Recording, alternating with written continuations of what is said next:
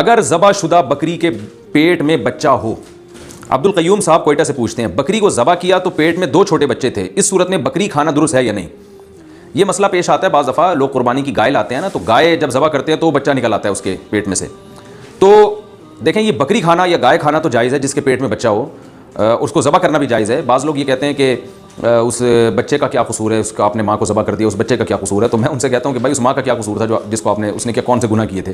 تو ایک صاحب آئے میرے پاس کہنے لگے کہ بھائی یہ گائے کے پیٹ میں بچہ ہے, لوگ اس گائے کو ذبح کر دیتے ہیں, تو اس بچے معصوم بچے کا کیا قصور ہے؟ تو میں نے کہا بھائی اس گائے کا کیا قصور تھا جس کو آپ ذبح کر رہے ہو؟ تو جانور تو انسان کے فائدے کے لیے, بہتر یہی ہے کہ حاملہ گائے کو یا بکری کو ذبح نہیں کرنا چاہیے بلا وجہ. اس سے ایک مال کا نقصان ہے کہ ایک جان ضائع ہوتی ہے, نسل زیادہ بڑھے تو اچھا ہے, اس میں انسانوں کا فائدہ ہے, لیکن یہ کوئی گناہ کی بات نہیں ہے.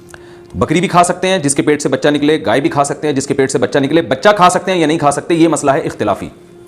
تو بچہ اگر زندہ نکلے, مردہ نکلے تو اسے پھینک دیں, زندہ نکلے تو حدیث میں آتا ہے رسول اللہ صلی اللہ علیہ وسلم نے ارشاد فرمایا, صحیح حدیث ہے, زکوٰۃ الجنین زکوٰۃ امہا. اس کا ظاہری ترجمہ جو متبادر ہو رہا ہے وہ ترجمہ یہ ہے کہ بچے کا ذبح کرنا وہ ماں کا ذبح کرنا ہے, یعنی گویا ماں کو جب آپ نے ذبح کر دیا تو بچہ بھی ذبح ہی کہلائے گا, اس کو الگ سے ذبح کرنے کی ضرورت نہیں ہے. تو اس حدیث کی بیس پر جمہور فقہا کا یہ نظریہ ہے کہ اگر گائے اونٹنی یا بکری کے پیٹ سے بچہ نکل آئے تو اس کو ذبح کرنا ضروری نہیں ہے, بغیر ذبح کے بھی آپ کھا سکتے ہیں. امام ابو حنیفہ رحمہ اللہ تعالیٰ کا مسلک یہ ہے کہ اگر بکری کے یا گائے کے پیٹ سے زندہ بچہ نکل آئے تو آپ کو اس کو ذبح کرنا ضروری ہے, مردہ نکل آئے تو آپ اس کو نہیں کھا سکتے. اس کی دلیل قرآن مجید کی آیت ہے, حرمت علیکم المیتۃ. قرآن میں جگہ جگہ ہے متعدد مقامات پر کہ اللہ نے مردار کو تم پہ حرام کیا ہے, اور یہ آیت متواتر ہے, اس کے 2 معنی نہیں ہو سکتے, یہ بالکل واضح ہے. تو جو بچہ ایک دفعہ ماں کے پیٹ میں زندہ ہو چکا تھا, جان پڑ چکی تھی, ظاہر ہے یہ وہی بچہ ہوتا ہے جس کے پورے اعضاء بن چکے ہوں. اس سے پہلے جو بچے کا پروسیس ہوتا ہے وہ تو کھانے کے قابل ہی نہیں ہوتا, وہ تو سڑا ہوا گوشت ہوتا ہے. جب بچہ ماں کے پیٹ میں مکمل بن جاتا ہے تو اس میں جان پڑ جاتی ہے. اب ماں کے ذبح کرنے سے پہلے یا ذبح کرنے کے بعد بچہ اگر اپنی موت مر گیا تو وہ مردار میں داخل ہے, جس پہ قرآن کی نصوص ہیں, جگہ جگہ قرآن میں اس کی حرمت نازل ہوئی ہے کہ مردار ہمارے لیے حرام ہے. تو امام حنیفہ کا جو اصول ہے وہ یہ کہتے ہیں کہ جب بھی کوئی ایک روایت, خبر واحد جو اس درجے کی مضبوط نہ ہو جس درجے کی قرآن کی آیتیں ہیں یا متواتر احادیث ہیں, تو ان کے اپوزٹ جب بھی کوئی حدیث جاتی ہے تو امام حنیفہ قرآن میں تعویل نہیں کرتے بلکہ حدیث میں تعویل کر دیتے ہیں. تو وہ یہ کہتے ہیں کہ یہ جو قرآن کی آیتیں ہیں مردار, اس میں ہر قسم کا مردار شامل ہے, چاہے وہ چھوٹا بچہ ہو یا بڑا جانور ہو, سب شامل ہیں. اس آیت کی روح سے وہ مردار بھی حرام ہے جو جب آپ نے گائے ذبح کی تو اس کے پیٹ سے جو بچہ نکلتا ہے, اگر آپ نے اس کو ذبح نہیں کیا تو وہ مردار میں داخل ہے. یہ جو حدیث ہے یہ خبر واحد ہے, یہ اس درجے کی نہیں ہے جس درجے کی قرآن کی آیت ہے, اور اس کا مفہوم بھی واضح نہیں ہے, اس لیے کہ اس کا یہ مطلب بھی نکل سکتا ہے کہ زکوٰۃ الجنینی زکوٰۃ امہا کا مطلب یہ ہے کہ ماں کے پیٹ میں جو بچہ ہے اس کو ذبح کرنا کا زکوٰۃ الجنین, یہ بالکل ایسے ہی ہے جیسے کا زکوٰۃ امہا, یہ بالکل ایسے ہی ہے جیسے ماں کو ذبح کرنا, یعنی اس کے ذبح کرنے کا وہی طریقہ ہے جو ماں کو ذبح کرنے کا طریقہ ہے. یعنی کاف حرف تشبیہ یہاں پر محذوف ہے. جیسے ہم کسی کو کہہ دیتے ہیں نا زید شیر ہے, مطلب یہ ہوتا ہے شیر ہے نہیں, شیر کی طرح ہے, تو یہ طرح کا لفظ یہاں محذوف ہے. عربی میں یہ طرح کے لفظ کے لیے کاف تشبیہ کا استعمال ہوتا ہے.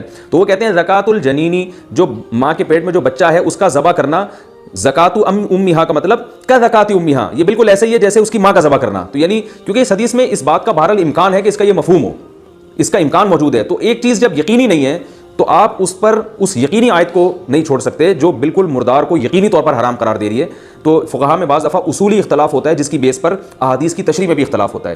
تو جمہور فقہا کے نزدیک تو وہ حدیث کی صحت کو لیتے ہیں کہ بھائی جب حدیث میں اس کی اجازت دے دی تو ہم بھی کھائیں گے. امام حنیفہ یہ کہتے ہیں کہ قرآن مجید جو متواتر ہے, جو بالکل یقینی ہے, اور اس کے میں تو 2 رائے ہو ہی نہیں سکتی, اس کی سند پہ بحث نہیں ہو سکتی, جبکہ حدیث کی سند صحیح بھی ہو تو بھی بحث ہو سکتی ہے اس کے اوپر. تو وہ یقینی چیز کو لیتے ہیں کہ مردار ہر قسم کا حرام ہے, چاہے وہ ماں کے پیٹ میں ہو یا چاہے وہ ماں کے پیٹ سے باہر ہو. تو جب حرام ہے تو ذبح نہیں کریں گے تو آپ اس کو کھا نہیں سکتے. اور یہ جو حدیث ہے یہ چونکہ خبر واحد ہے, یہ قرآن جتنی یقینی نہیں ہے.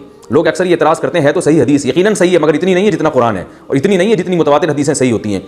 تو اس یقینی نہ ہونے کی وجہ سے, اور دوسری بات اس کا مفہوم بھی واضح نہ ہونے کی وجہ سے, یعنی مفہوم میں بھی اس کو کہتے ہیں قطعی الدلالہ بھی نہیں ہے اور قطعی ثبوت بھی نہیں ہے, یعنی اس کی سند بھی متواتر نہیں ہے تو ثبوت میں بھی شک ہے, اور قطعی الدلالہ بھی نہیں ہے, یعنی اس کا جو مفہوم آپ مراد لے رہے ہیں وہ بھی یقینی نہیں ہے, اس میں بھی دوسرا احتمال موجود ہے. وہ احتمال یہی ہے کہ زکوٰۃ الجنینی کا زکوٰۃ امہا, اس میں کاف حرف تشبیہ محذوف, اور یہ عرف میں ہوتا ہے کہ حرف تشبیہ کو حذف کیا جاتا ہے. تو چونکہ اس کے معنی مفہوم بھی یقینی نہیں ہے اور اس کے ثبوت بھی یقینی نہیں ہے, تو اس بیس پر جو چیز بالکل یقینی ہے, قرآن کے جو الفاظ ہیں وہ الفاظ بھی یقینی متواتر, اور اس کا جو مفہوم ہے کہ مردار کا مطلب مردار ہی ہوتا ہے, مردار اسی کو کہتے ہیں جس کو ذبح نہ کیا جائے, تو مفہوم بھی یقینی ہے. تو اس یقینی چیز کی وجہ سے ایسی مشکوک یعنی یقینی دلائل کی بیس پر ہم ان دلائل کو ترجیح نہیں دیں گے جن کا ہمیں یقین نہیں ہے، چاہے وہ ثبوت کے اعتبار سے یا مفہوم کے اعتبار سے. تو اس لیے اگر حاملہ جانور کے پیٹ سے بچہ نکل آئے تو اگر وہ مردار ہو تو آپ نہیں کھا سکتے، اور اگر وہ زندہ ہو تو آپ اسے ذبح کر کے کھا سکتے ہیں. ذبح کیے بغیر آپ اس کو نہیں کھا سکتے کیونکہ وہ مردار میں داخل ہے، اور قرآن نے مردار کا حکم ہمیں واضح طور پر بیان کر دیا ہے.